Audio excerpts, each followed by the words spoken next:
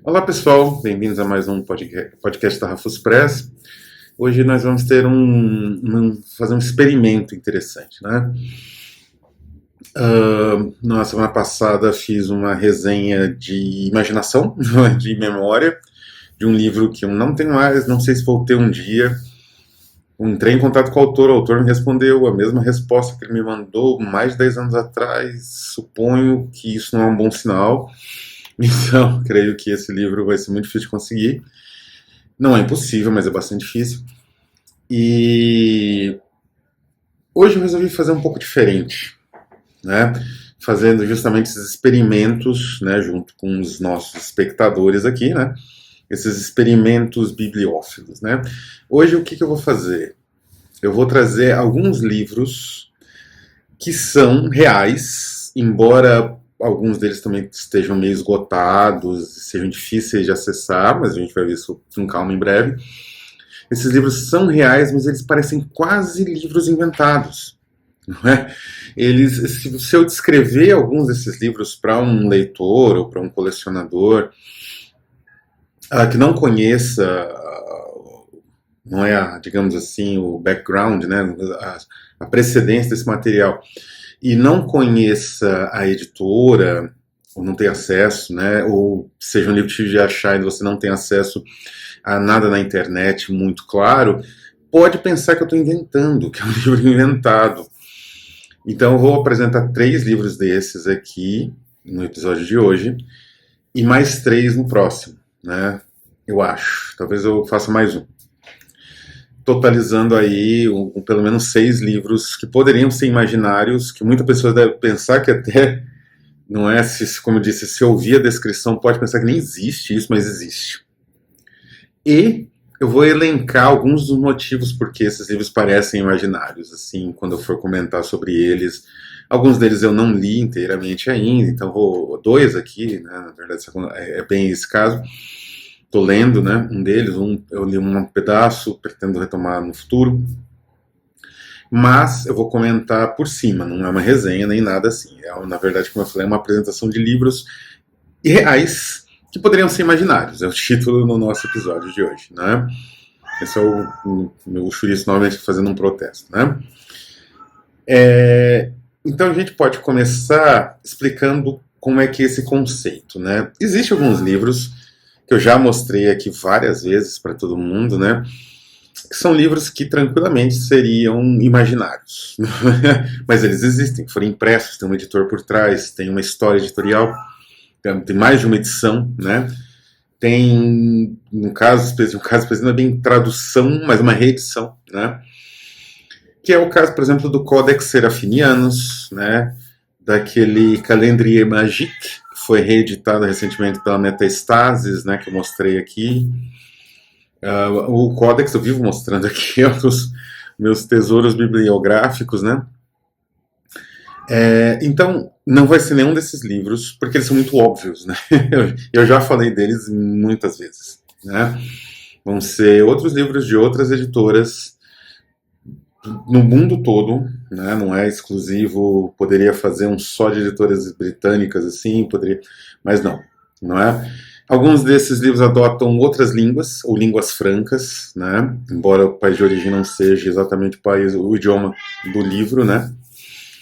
Mas todos eles são, digamos assim, tem essa natureza quase, digamos assim, de invisibilidade, desaparição, né? Se eles desaparecerem de repente, os registros sumirem na internet, coisa que pode acontecer, já abordei isso na questão, inclusive, do próprio Aesthetic Geographer, né? Ele não existe mais, desapareceu, o autor não quer mais publicar, daqui mais alguns anos vai sumir as cópias que existem, vai estar em bibliotecas pessoais, e aí desaparece, e aí o livro é quase como se ele não existisse, né? Então esses livros têm essa natureza. Se de repente, ou se ao longo de alguns poucos anos, sumirem todos os registros, eles vão parecer que nunca existiram. Então, eles têm, em geral, características físicas muito próprias, e isso ressalta a natureza também do material em si. Então, vou falar disso de cada um deles, né? Então a gente pode começar com o livro em inglês, o representante inglês dessa seleção de livros imaginários, mas que poderiam ser reais. Ou o contrário, desculpa. Livros reais, mas que poderiam ser imaginários. E é justamente Soliloquy for Pan, da Egeus Press. Né? Eu pretendo fazer uma resenha desse material aqui, assim que eu terminar, tô lendo. Né? Ele é bastante exigente, são leituras exigentes, contos longuíssimos, mas todos assim divertidíssimos. Todos assim são... É difícil você... Eu tenho que ler trocentas coisas por dia, mas é difícil você parar para ver outras coisas que você precisa, porque os contos são muito bons. Os que eu li até agora, né? Do Red Oliver é brilhante, o Maze at Huntsmere, o do Ray Russell, editor da Tartarus, também é muito subjetivo, muito interessante, o Panic, né? A Linda Hucker também tem um conto interessantíssimo. Benjamin Tweddle, né? Tem uma obra-prima aqui, tem duas obras-primas da literatura fantástica, um depois do outro, que é A Song Out of Reach, do John Howard, Elite Tenant, do Stephen J. Clark. Então, é um livro sensacional. Ele tem uma característica muito interessante, ele não tem uma biografia final dos autores, né? Não existe. É totalmente ilustrado, né? Então, e é belíssimo, né? Cada capítulo tem essa... Então, às vezes parece, e assim, esse acabamento é um acabamento luxuosíssimo, obviamente, mas ele, dentro da possibilidade do luxo, ele é até relativamente simples. Ele não tem, por exemplo, fitilho. Eu poderia ter, porque é um livro de mais de 350 páginas, né? Mas ele não tem, né? Então ele, embora ele tenha guardas lindíssimas e coloridas, aliás, ele não tem... Quase derrubei aqui a minha câmera. Ele não tem um acabamento mais, assim, sofisticado. A não ser a capa, que tem essa lindíssima aplicação aqui, né? Hot Stamp, dourada. Então, no geral, quando você pega um livro desse, se não fossem as aplicações de Hot Stamp, sem brincadeira, pareceria um livro impresso ali nos anos 20 e 30, reunindo um grupo de intelectuais ou escritores de vanguarda bastante marginais e bastante, digamos assim, inimigos da ordem e do establishment, que se reuniram para escrever um livro com alguns poemas também de outros autores e um material aí de pseudônimo. Pareceria isso, não é? Ele não parece um livro real. E é incrível que essa não materialidade do livro, ela é bizarra porque ela espelha um fato real. Essa minha edição, sem brincadeira, é a edição de aniversário, que eu acho que ele até imprimiu um pouco mais, o Mark Beach, né, que é o editor da Egeus Press.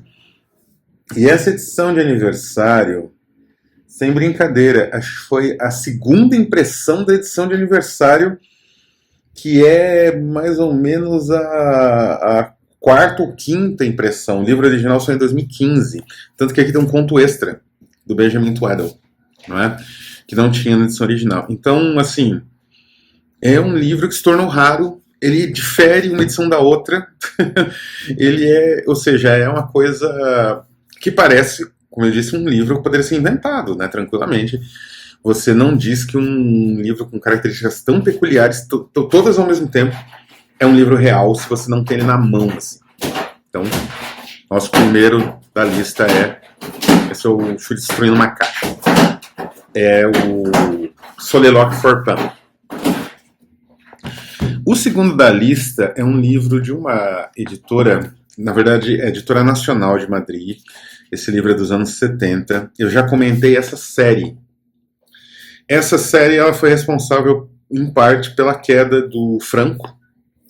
Ela, digamos assim, iniciou um movimento amplo de circulação de ideias subversivas na Espanha, mas eram ideias espanholas. Isso que é interessante. Eram filósofos espanhóis, eram utopias socialistas espanholas, né? Que é a minha série... Eu descobri essa série só recentemente, mas ela se tornou das minhas referências, tanto de produção de livro, de design e de ideia, digamos assim, até de construção imaginária do livro, que é a Biblioteca de Visionários, né? Heterodoxos e Marginados, lançada pela Editora Nacional de Madrid. Esse livro, aliás, pertence à segunda série, não é? Teve 3 séries, eu acho. Ele é de... Ele é Editora Nacional de Madrid, né? De 78. Quase meia idade esse livro. O outro também é de 78, curioso, né? O próximo. E é um livro... Bom, os livros dessa coleção, todos parecem que são imaginários. Todos parecem que surgiram num conto do Borges sobre heresia, né? Tipo Os Dois Teólogos, ou coisas do gênero, né? Mas não, são reais. Os autores são reais e eles são, em geral, mais ou menos entre o Barroco, o Espanhol, o Siglo d'Oro, até o século XVIII, né? Em alguns autores românticos, né? O Zaragoza, a edição que eu tenho, que é a minha referência, é publicada aqui, é dessa daqui. São livros raríssimos, você consegue encontrar no Brasil alguns. Se o livreiro for uma pessoa assim, meio, como dizem os americanos, clueless, né? Ela provavelmente vai dar um preço baixo, porque não tem português e tal. Se for um que sabe das coisas, ele vai saber que é um livro raro e então tem uma variação de preço. Tem algumas dessa coleção nos sebos que custam R$1.000, outros custam 20, não é? Esse especificamente é bastante difícil de achar, mas eu comprei aqui no Brasil, que é o Tratado de Monstros e Fantasmas. Aqui tem um nome na capa. É Lente de Lucidado, né? Escrito por Frei Antônio de Fuente la Penha. Nossa, queridíssimo Frei. Aqui. Incrível os elementos gráficos da edição. É sensacional. Essa é uma edição que eu, sempre que posso, eu vou no sebo ou no eBooks, às vezes a importação sai até mais barata nos mais raros, e pego um livro desse. Bom, do que trata este livro do nosso queridíssimo Frei? Ele foi um livro escrito essa edição, como eu disse, é de 1972, mas o livro, ele é do século XVI, né? É do século XVI. E do que ele trata? Ele trata, como o título diz, de seres com uma espécie de natureza sobrenatural. Evidentemente, vocês podem perguntar como é que um frei vai escrever um livro com esse teor, né? Evidentemente, eu posso responder que se trata de um frei herético, mas que, como um outro grande irmão, não é? Não sei se da mesma irmandade, né, que o nosso amigo Frei aqui, que é o Athanasius Kircher, né, outro grande patrono da Rafus Press. Desse eu não tenho nenhum livro, porque também não tenho milhares de euros para poder participar de leilões, né? Mas o Athanasius Kircher também tinha livros sobre magia negra, magia ótica, magia, né, magnética. A estratégia desses religiosos renascentistas e barrocos, especialmente barrocos, como é o caso tanto do Frei Fonte la Penha quanto do Athanasius Kircher, era jogar tudo na conta do fenômeno natural. São fenômenos naturais que temos que, inclusive, delucidar, como fala aqui, né, o título do livro, para que o vulgo não acredite que se trata de magia, feitiçaria, a intervenção de bruxas e demônios, quando não é. Porque ao fazer isso, segundo essa teologia barroca, você, na verdade, estaria abrindo espaço para práticas e ritualística pagã, não é? Ou, sei lá, satânica, ao invés de simplesmente, ou, não é? Enfim, herética. Ao invés de simplesmente dar uma explicação natural para o fenômeno. Então isso faz com que esses livros, né, como esse aqui, sejam saborosíssimos, porque eles são livros escritos dentro da igreja, que renegam alguns dos elementos mais importantes da igreja, algumas das ideias da igreja católica, inclusive, porque é um frei, não é? É importante lembrar que nesse período, digamos assim, os protestantes eram bem mais os dois lados, né, tanto católicos quanto protestantes, eles eram rígidos contra heresias. Né? Então, meu gato deu uma aparição rápida aqui. É isso, então, é um livro, ele parece que não existe, né, porque é um livro escrito por um religioso que faz todo um discurso de ciência, de pré-ciência natural, de uma filosofia natural, sobre aparições, seres sobrenaturais, duendes, fantasmas, até o título tem fantasmas, se não me engano, fantasmas, e todo tipo de monstro como entidades naturais, não é? Então, é escrito por, como eu disse, de novo, por um religioso, num momento de guerras religiosas, de inquisição no talo na Espanha, né, agindo com bastante vigor, né, na Espanha ali, então cerceando toda a ideia nova, né? Então isso é quase como uma coisa imaginada pelo Borges ou pelo Humberto Eco, né? Mas é um livro, existe, não é? E eu pretendo um dia traduzir, mas esse aqui é um projeto que tem que ser de longo alcance, demoraria um ano mais ou menos para traduzir, teria que ter um investimento que eu teria que pagar a tradução antes de lançar uma campanha, porque é óbvio que demorar um ano, fora os atrasos normais, né? Então, não sei também se teria público. Vocês me digam aí, né? Ou nas redes sociais, se isso aqui teria um público. E o último de hoje, não é? É um livro muito único, editado por um editor muito único. Não é? Esse aqui é o meu exemplar do Casou, né? O já casou, né? Le Diable Amorou, Diabo Amoroso, da La Bibliothèque de Babel, né? Que é a Biblioteca de Babel, italiana. Essa é uma edição italiana, mas publicada pela Hertz Franco Maria Ricci, no primeiro livro da Franco Maria Ricci. Talvez eu consiga algum se eu ganhar na loto, né? Mas tem alguns baratos em sebo, de novo. Algumas pessoas não têm noção do tesouro aqui nas mãos, então vendem por um preço relativamente barato pelo acabamento e tipo de livro. Esse aqui, como vocês podem ver, está bem batido. Ele tomou uma chuva, uma enchente, sei lá. Mas mesmo batido, está firme. Tudo firme. Até a lombada está relativamente firme.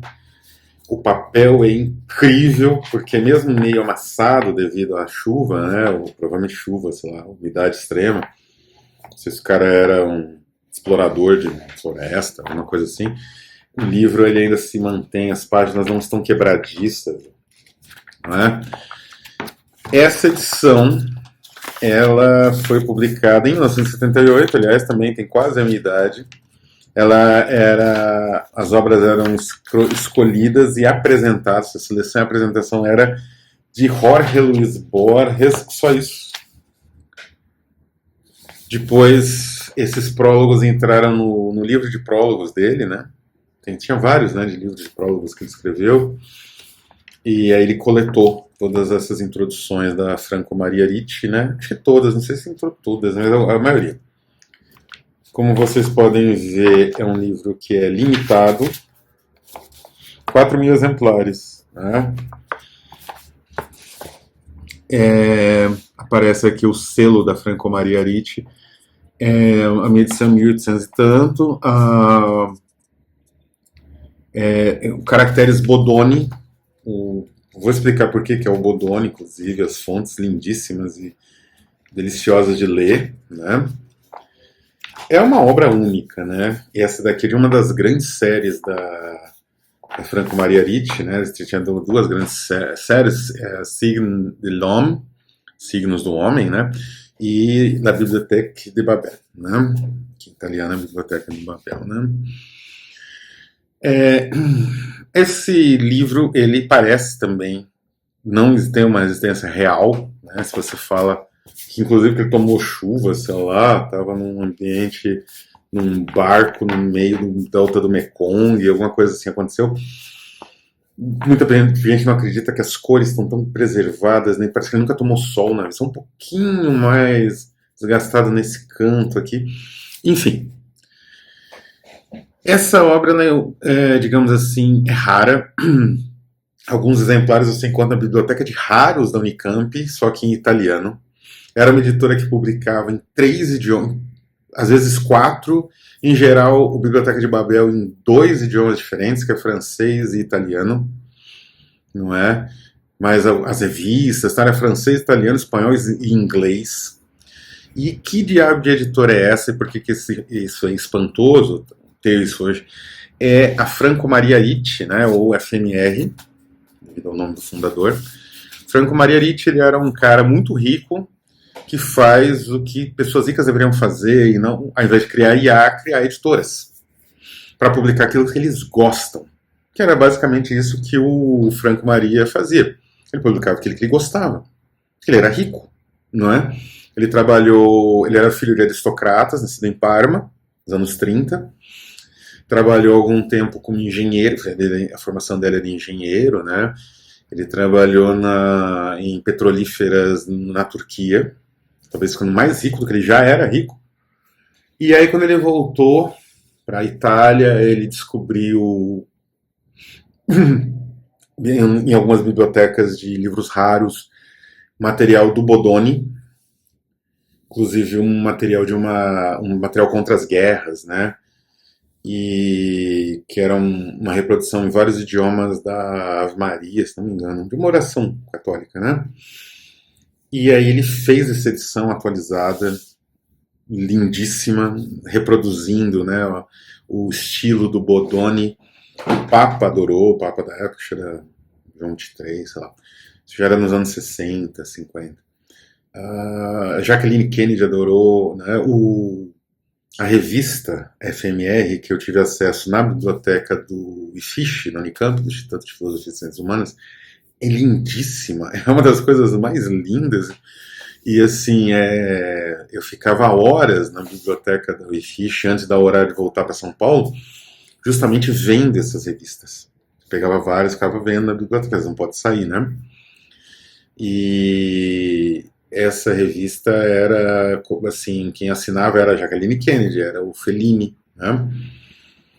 E, então, o Franco Maria Ricci, ele era um editor diferente dessas outras editoras aqui que eu mostrei, que são menores, que eram quase marginais, né, no caso da Editora Nacional, pelo menos dessa série, né, da Biblioteca de Marginados da Editora Nacional. O Franco Maria Ricci era um cara reconhecido em vida, né, ele morreu em 2020, recentemente até. E existe até hoje a FMR lançando livros, e a revista ainda existe até hoje, inclusive com uma versão digital, que deve fazer o homem rodar no túmulo, né? E não exatamente digital, alguns artigos estão disponíveis, né? Se você assina, você tem acesso a mais artigos. Mas o que acontece? Ele publicou essa edição aqui, né? Essa coleção. Né? Aqui vem, no final, vem alguns dos livros da coleção. Não é? Então você tem uma lista de leituras do Borges, né? Só isso que você tem. Tem Meirink, tem Chesterton, tem o Diabo Amoroso, né? O Namorado, já casou. Tem Machen, Jack London, Leon Blois, Giovanni Papini, Henry James, por aí vai. Depois vai ter Kafka, vai ter Stevenson, etc. Bom, é sensacional isso daqui, né? E como eu disse, muita gente não acreditaria que é um livro praticamente produzido por um dos maiores bibliófilos e autores do século XX, que é o Borges, né? Um livro, é uma coleção de leituras do Borges, né? Então você tem o livro com os contos que o Borges selecionou e a introdução dele. É um verdadeiro, digamos assim, é uma edição luxuosíssima, só pelo autor que você tem disponível. É claro que na Franco Maria Ricci tinha Calvino, o Codex Serafinianus, foi o Franco Maria Ricci que lançou a primeira edição. E a introdução, que é a Orbis Pictus, era do Calvino, do Calvino. Aí você tem, enfim, esse tipo de autor desse nível, né? Então é até difícil de alguém acreditar se você contar, né? Tem uma editora contemporânea que tem esse nível, não é? Que publicou de Crepá, ele lançou também, Ingrid, Crepá, até um Apocalipse recém-descoberto, espanhol, né? uma cópia manuscrita, né? Medieval, a mesma editora, e essa série de contos fantásticos. E essa série era tão influente, e daí também dá a ideia que talvez ela nem exista para muita gente, talvez, como eu disse, que não acompanhe a história editorial recente, que existem cópias dela. Né? Eu estou aqui com uma versão, uma tradução da Arca Perdida, da Mão Encantada. Né? Eu traduzi esse texto. Felizmente nunca saiu. Talvez saia ainda esse ano, não sei, mas ano que vem, talvez com certeza. A Mão Encantada, do Nerval, é idêntica, né? Quer dizer, é uma espécie de copia e cola, né? Mais reba, né? Porque ó, essa aqui já desintegrou, isso aqui é dos anos 80, não é? Deixa eu ver de que ano que é essa edição. Espanhola, 81. É tão novo assim também não. Mas eles praticamente copiaram a Franco Maria Ricci, até com o logo, né, que tem aqui, como eu falei na última página que aparece no final, né? Essa capitular black leather, né, esses caracteres aqui. Então realmente é bonitinho, até eu gosto desse Nerval, né? Eu me lembro que eu li isso aqui na biblioteca da USP, né, na graduação. E eu sempre procurei, aí finalmente encontrei no sebo, e esse daqui, né, obviamente inspirado. Então existem várias edições, né? A Ciruela lançou a versão dela, que é meio que autorizada pela Franca, só que seria a versão espanhola desse livro aqui. Tem uma versão argentina, que eu também tenho um exemplar, que acho que é o Giovanni Papini. Tem uma versão portuguesa, que eu acho que é da Estampa. Enfim, existe uma coqueluche desses livros, e é até difícil de determinar quem foi o primeiro. O primeiro foi essa série aqui. Essa foi a primeira que criou, né? E a própria Rafus Press, a gente tem uma influência tremenda dessa série, especialmente por conta dessa ideia do livro comprido, né? Desse livro alongado, que eu gosto bastante, porque facilita muito a leitura. Então, vários livros da Rafus seguem esse padrão já faz algum tempo, não é? Com a Contravento é sempre esse padrão.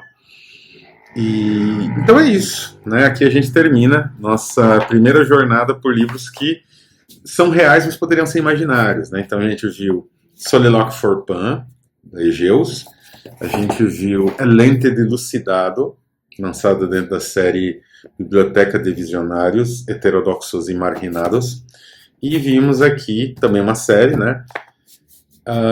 Casou, Le Diable Amoureux, né? Da Biblioteca de Babel, Franco Maria Ricci, 1978.